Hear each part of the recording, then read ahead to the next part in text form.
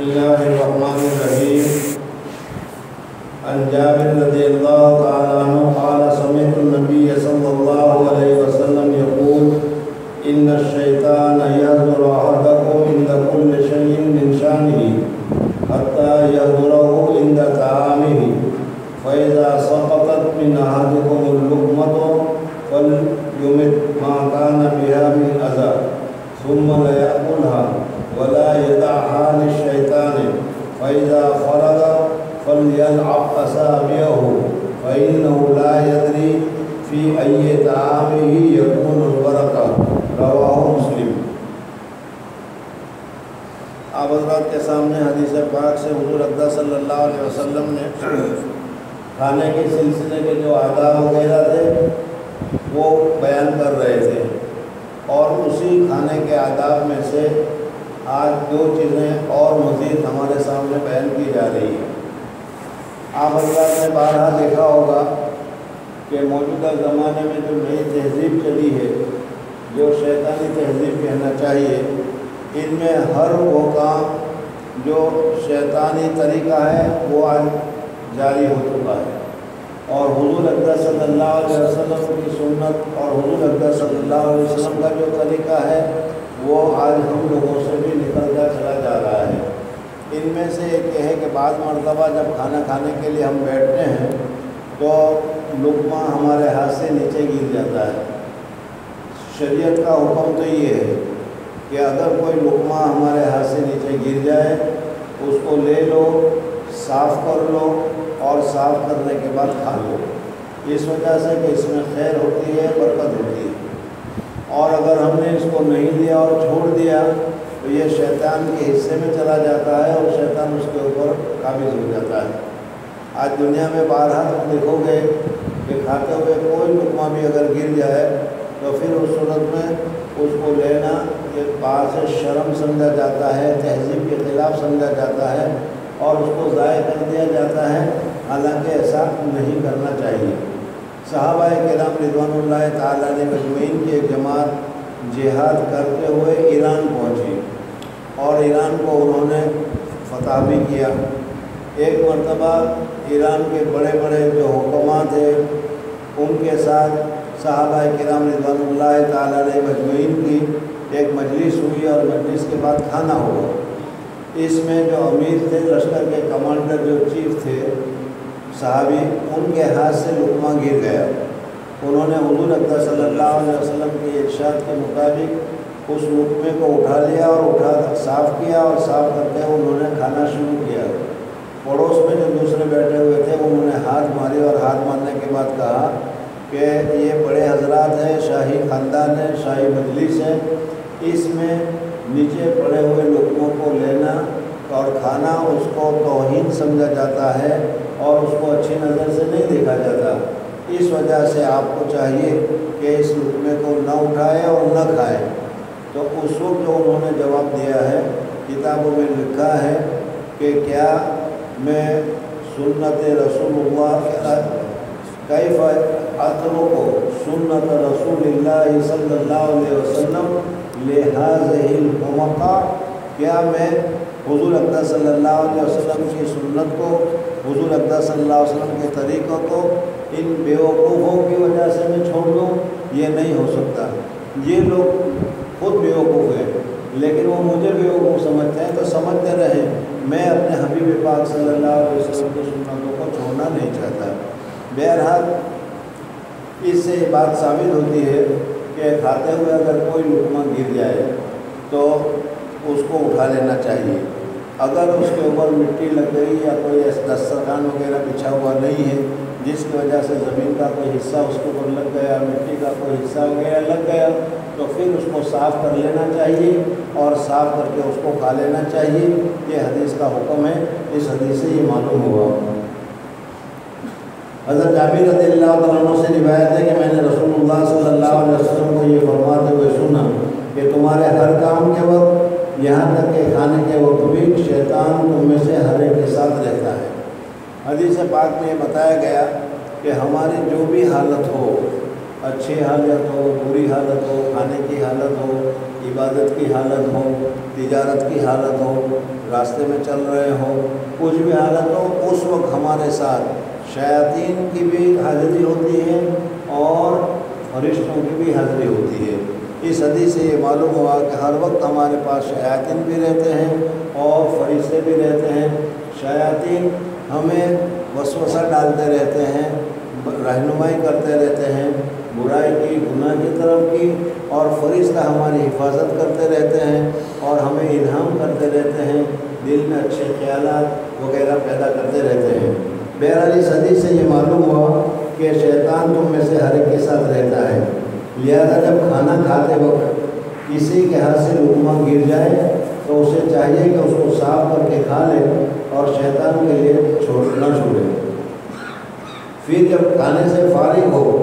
तो अपनी उंगलियों को भी चाट ले। ये दूसरा अदब बताया जो गुज़िश्ता कल आप हज़रात के सामने गुजर गया था कि खाना खाने के बाद उंगलियों पर जो खाना वगैरह लग जाता है, इसकी कदरदानी यही है कि इसको अपने ज़बान से उसको चाट ले, साफ़ कर ले। अल्लाह तबारक व तआला ने इसमें बरकत रखी है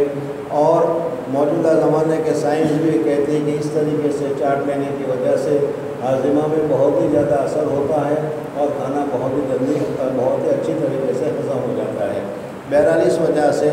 उंगलियों को चाट कर साफ़ कर लेना चाहिए। और गुज़िश्ता कल बताया भी था कि प्लेट में हो तो उस प्लेट को भी साफ़ कर लेना चाहिए। वो प्लेट भी हमारे लिए दुआ करती है कि जिस तरीके से तुमने मुझे साफ़ किया, अल्लाह तबारक व तआला तुझे गुनाहों से साफ़ करे। बहरहाल ये दूसरा अदब था।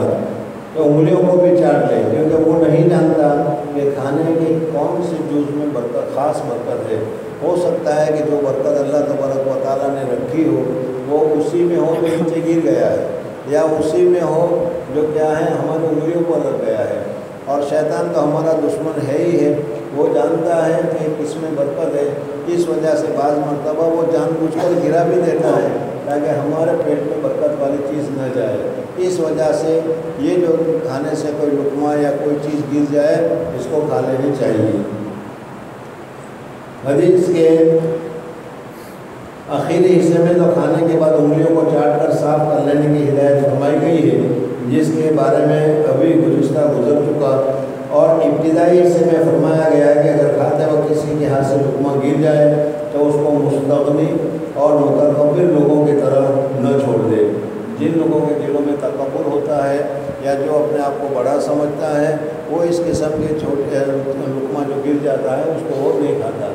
और जो उसको उठाकर खा लेता है तो गोया कि वो अल्लाह तबारक व तआला के सामने अपने आप को आजिज़ साबित कर रहा है, अल्लाह तबारक व तआला के सामने अपने आप को कमज़ोर साबित कर रहा है, अल्लाह तबारक व तआला का मोहताज साबित कर रहा है, खाने का एहतराम कर रहा है, खाने की इज़्ज़त कर रहा है, और वो खाने का अपने आप को मोहताज समझकर उस गिरे हुए हिस्से को भी छोड़ना नहीं चाहता। ये तवाज़ु है और ये अल्लाह तबारक व तआला को बहुत ज़्यादा पसंदीदा है। मुस्तग़नी और मुतकब्बिर लोगों की तरह न छोड़े, बल्कि ज़रूरतमंद और कदरदान बंदा की तरह उसको उठा ले। अगर नीचे गिर जाने की वजह से उसको कुछ लग गया हो तो साफ़ करके उस लुक़मे को खा ले। इसमें मज़ीद ये भी फरमाया गया है कि खाने के वक्त भी शैतान साथ होता है। अगर गिरा हुआ लुक़मा छोड़ दिया जाएगा तो वो शैतान के हिस्से में आएगा। खाने में शैतानी तसर्रुफ़ात ये हकीकत है या मजाज? हज़रत मौलाना ने यहाँ पर एक बहस और दूसरी शुरू की है कि जैसे अभी आप हज़रात ने अहादीस में सुना कि आदमी खाता है तो खाने में शैतान बिस्मिल्लाह पढ़कर खाता है तो शैतान शरीक नहीं हो सकता, और अगर बिस्मिल्लाह उसमें भूल गया और बिस्मिल्लाह नहीं पढ़ी तो शैतान उसमें खाने में शरीक हो जाता है। इसी तरीके से बताया भी था कि जिमा करने से पहले बिस्मिल्लाह पढ़ लेना चाहिए तो शैतान उसमें शरीक नहीं होता, वरना शैतान उसमें शरीक हो जाता है। तो इन सारी चीज़ों के मुताल्लिक मौलाना ये फरमा रहे हैं कि ये शैतान का हाजिर होना ये हकीकी तौर पर वाकई में शैतान वहाँ होता है, और इस तरीके से वो शिरकत करता है, खाने में शिरकत करता है, जिमा में शिरकत करता है, या ये मजाज के ऊपर महमूल किया गया है कि उसका حاضر ہونے کا مطلب یہ ہے کہ اس کھانے میں شیطانیت کا اثر آ جاتا ہے، یا اس میں برائی آ جاتی ہے، یا اس قسم کی کوئی خارجی چیز ہوتی ہے، دونوں میں سے صحیح کیا ہے؟ خلاصہ اس کا یہ ہے کہ حضور اقدس صلی اللہ علیہ وسلم نے ہمیں جو تعلیم دی ہے اس میں ہمیں ایمان کا جو حکم دیا گیا ہے وہ ایمان بالغیب کا حکم دیا گیا ہے۔ فرشتے جو ہیں وہ موجود ہیں لیکن ہمیں نظر نہیں آتے۔ بارہا آپ نے تقریروں میں بھی سنا ہوگا کہ جس جگہ پر اللہ تبارک و تعالیٰ کا ذکر ہوتا ہے، ایسی مجلس ہوتی ہے تو وہ فرشتے وہاں پر چھا جاتے ہیں، جمع ہو جاتے ہیں وغیرہ وغیرہ۔ تو ان چیزوں سے معلوم ہوا کہ حقیقی معنی میں جنات بھی شریک ہوتے ہیں، شیطان بھی شریک ہو جاتے ہیں، شیطان بھی حاضر ہوتے ہیں، اور اچھی باتوں میں اچھی جگہ پر جنات اور فرشتے بھی وہاں پر موجود ہوتے ہیں۔ اس وجہ سے ہمیں اس پر کوئی شک اور شبہ کرنے کی ضرورت نہیں ہے۔ دوسرے جو لوگ اللہ اور اس کے رسول کی باتوں کو نہیں مانتے وہ چاہے اس میں وہ شک کرتے رہیں اور وہ کہتے رہیں کہ کوئی شیطان ویطان نہیں ہوتا، کوئی فرشتے نہیں آتے، لیکن جب حضور اقدس صلی اللہ علیہ وسلم نے فرمایا ہے تو حضور اقدس صلی اللہ علیہ وسلم کا فرمانا یہ سچ ہے، اور خود حضور اقدس صلی اللہ علیہ وسلم کو دکھائی دیتا ہے، اور اس کو دیکھ کر حضور اقدس صلی اللہ علیہ وسلم نے ارشاد فرمایا ہے۔ اس وجہ سے اس وقت اگر ہمیں نظر نہ آئے تو ہمارے نظر نہ آنے کی وجہ سے اس کو انکار کرنے کی ضرورت نہیں ہے، اور انکار نہیں کرنا چاہیے، ایمان کے تقاضے کے خلاف ہے۔ ایک آدمی اندھا ہے، اس کو نظر نہیں آتا اور وہ کہے کہ نہیں وہ یہاں تو کوئی بھی لائٹ جلی ہوئی نہیں ہے، مجھے تو دکھائی نہیں دیتی، کیونکہ اس کی آنکھ کے اوپر پردے پڑے ہوئے ہیں اس لیے اس کو دکھائی نہیں دیتا۔ جس کے آنکھ کے اوپر پردے نہیں اس کو دکھائی دیتا ہے۔ تو اسی طریقے سے جو یہ فرشتے وغیرہ ہیں وہ ہماری آنکھوں سے دکھائی نہیں دیتے، اللہ تبارک و تعالیٰ نے اس کو ہمارے سے چھپائے رکھا ہے، پردے میں رکھا ہے،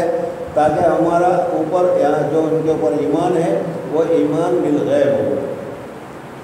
لیکن بعض مرتبہ اللہ تبارک و تعالیٰ اس غیبی چیزوں کے اوپر بھی کبھی کبھی ایسے واقعات پیدا کر دیتے ہیں،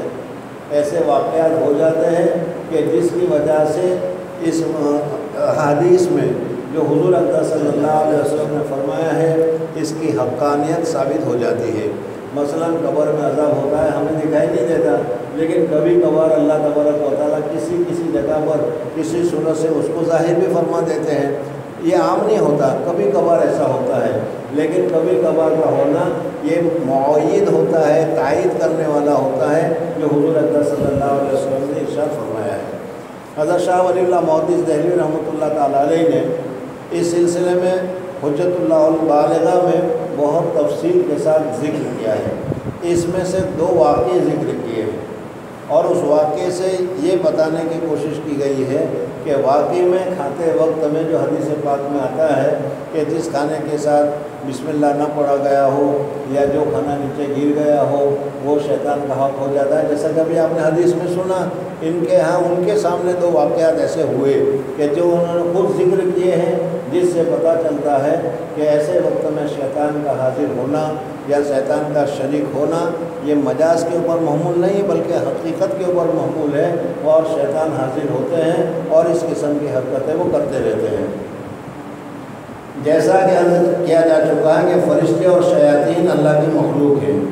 اور جو یقیناً اکثر اوقات میں ہمارے ساتھ رہتے ہیں، لیکن ہم اس کو نہیں دیکھ سکتے۔ رسول اللہ صلی اللہ علیہ وسلم نے ان کے بارے میں جو کچھ بتلایا ہے اللہ کے عطا کیے ہوئے علم سے بتلایا ہے، اور وہ بالکل حق ہے۔ آپ صلی اللہ علیہ وسلم کو کبھی کبھی ان کا اس طرح مشاہدہ بھی ہوتا تھا۔ حضور اقدس قرآن پاک میں ہے کہ غیبت کرنے والا مردار بھائی کا گوشت کھا رہا ہے۔ اس صحابہ نے غیبت کی، حضور اقدس صلی اللہ علیہ وسلم کو معلوم ہو گیا، روزہ تھا باہر کہہ کرو، تو انہوں نے کہا کہ ہم نے تو کچھ کھایا نہیں، کہا تم کہہ کرو، جب کہہ کے تو کچا گوشت والا نکلا۔ تو یہ جو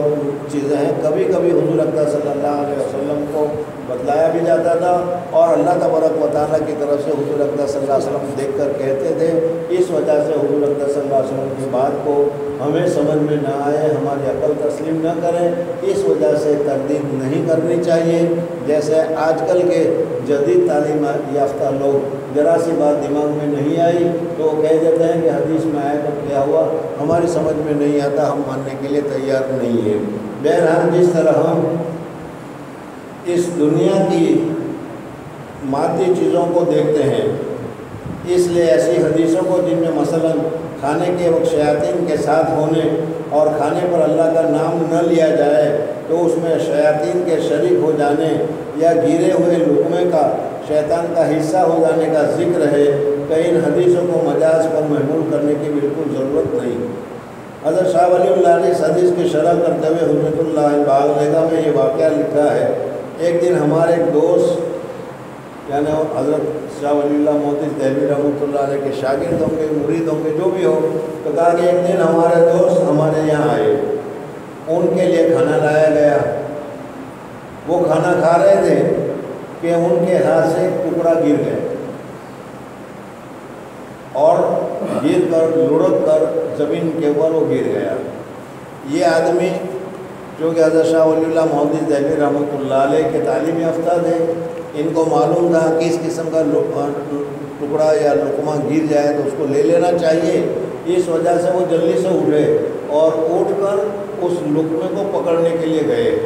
جیسے وہ پکڑنے کے لیے گئے وہ لقمہ آگے بڑھا، پھر آگے بڑھ گیا، آگے بڑھ گیا، آگے بڑھ گیا، یہاں تک کہ وہ دور تک لڑکتا ہوا وہ چلا گیا۔ وہ کھا رہے تھے کہ ان کے ہاتھ سے ایک ٹکڑا گر گیا اور لڑک کر زمین میں چلا گیا۔ انہوں نے اس کو اٹھا لینے کی کوشش کی اور اس کا پیچھا کیا، مگر وہ ان سے دور ہوتا چلا گیا، یہاں تک کہ جو لوگ وہاں دوسرے موجود تھے اور وہ بھی شریک تھے، وہ اس تماشے کو دیکھ رہے تھے، انہیں اس پر بڑا تعجب ہوا